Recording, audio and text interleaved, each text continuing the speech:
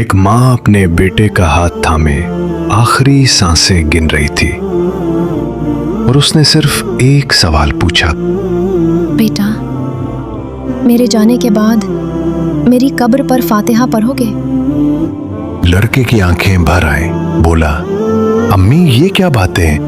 ماں نے ہاتھ دبایا اور کہا، بیٹے، مجھے تمہارے آنسوؤں کا ڈر نہیں، مجھے ڈر اس دن کا ہے جب میں قبر میں ہوں گی اور تم نماز چھوڑ کر بیٹھے ہوگے۔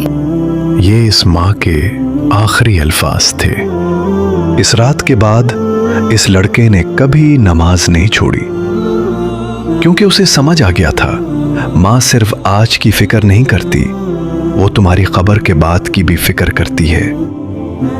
اللہ تعالیٰ فرماتے ہیں، وَوَصَّيْنَا الْإِنسَانَ بِوَالِدَيْهِ إِحْسَانًا، اور ہم نے انسان کو اپنے والدین کے ساتھ حسن سلوک کا حکم دیا۔